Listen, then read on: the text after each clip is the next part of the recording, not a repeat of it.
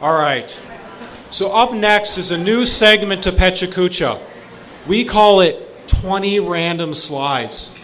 If you think it's difficult to get up here and talk for 6 minutes and 40 seconds to slides that you've prepared and you've practiced for, imagine what it's like to get up here and talk to 20 slides you've never seen, ever. Who would be crazy enough to take on this challenge?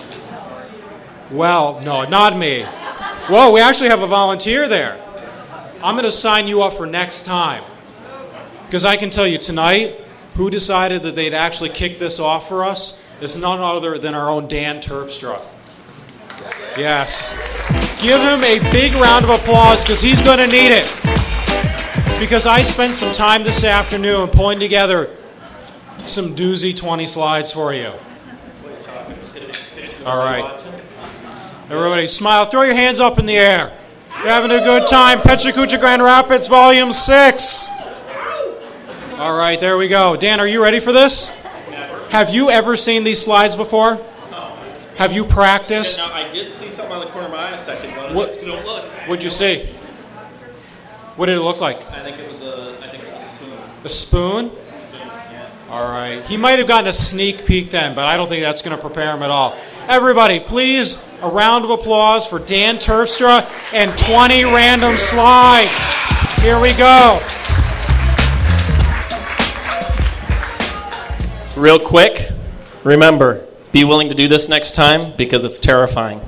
All right. I'm as ready as I'm going to be. All right, I'm Dan Terpstra. I'm a photographer in Grand Rapids, and I have a lot of knowledge about a lot of stupid things, which might work out well to what I believe to be cornflakes. You may know that cornflakes was created by Kellogg. Was it R.F. Kellogg? I don't know, but he was like a doctor, like a psychologist, and he opened a, I might say it wrong, but it's like an insane asylum or something like that down in Kellogg where he was bleeding people and stuff. And Tony the Tiger was one of the greater inventions, and this comes from my graphic design days, the mid-20th century, from Leo Burnett ad agency. And I believe it could be one of the other big, like Chicago, New York ones. But Tony likes to say, you just did some of it for me.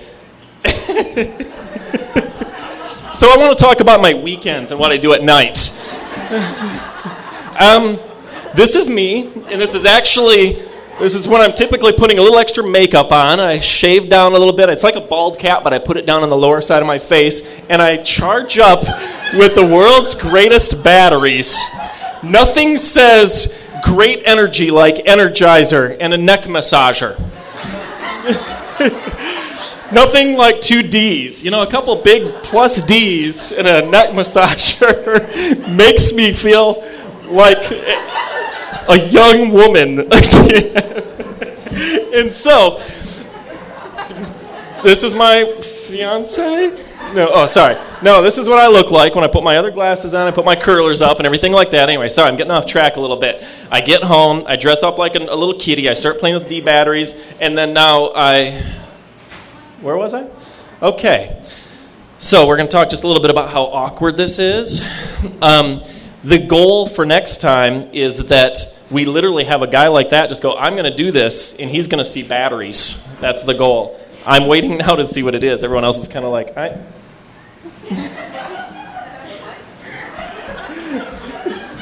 So I went to Korea last month with my fiance. Well, she wasn't my fiance. I proposed to her on the beach of Samchuk, which has a place called Penis Park nearby. Search it on the internet. It's real.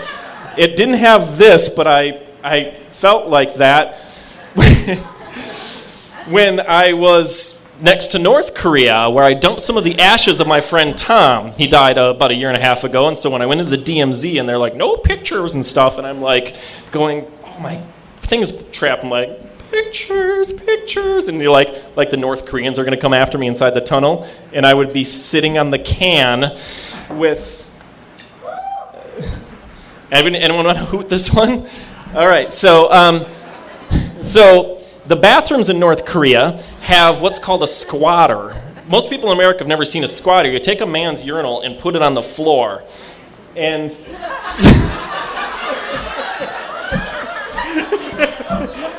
and you make many different dishes and kimchi and some different soups and things.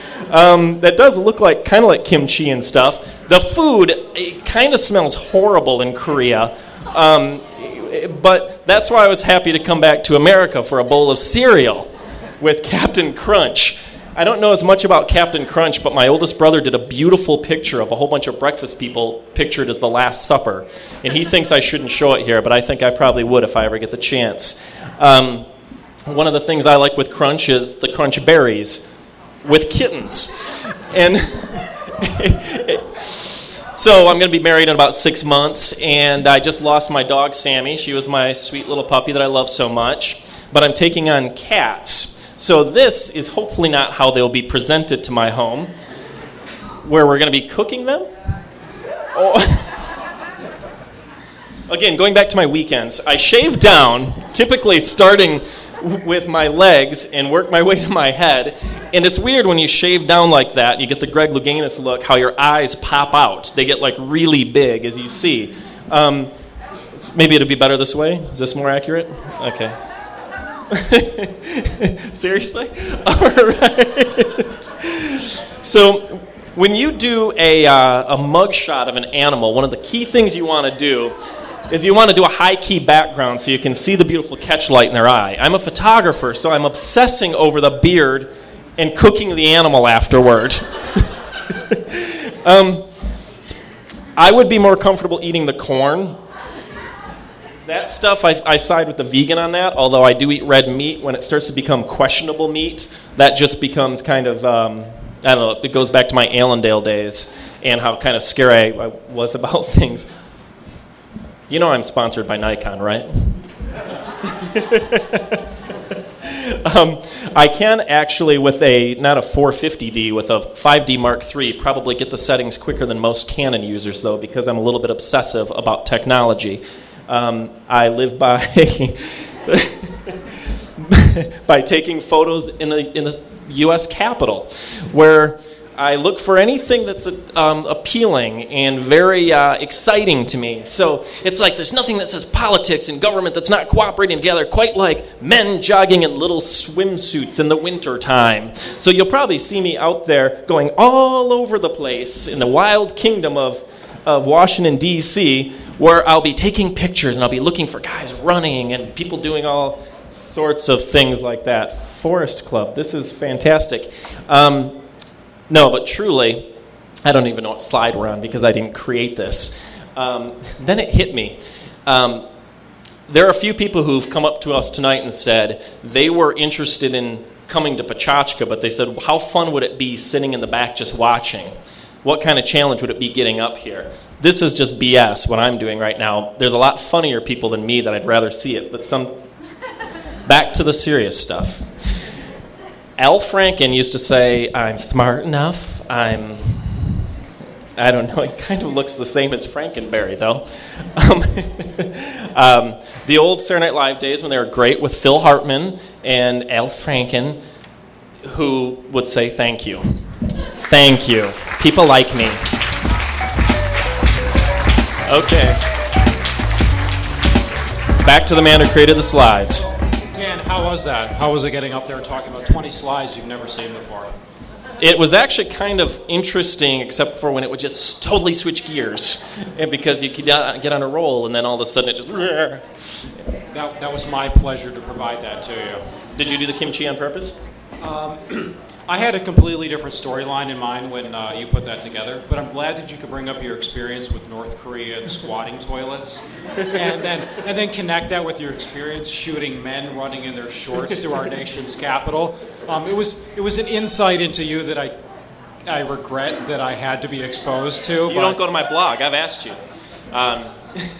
Okay, most of that's the funny thing about the 20 random slides for me is I actually had a lot of truthful stuff in there, but then you kept putting something else up, and I was BSing my way through it. So now it's left up to you to figure out which ones were natural. All right, there we go. 20 random slides. Everybody, please give it up for Dan Terpstra.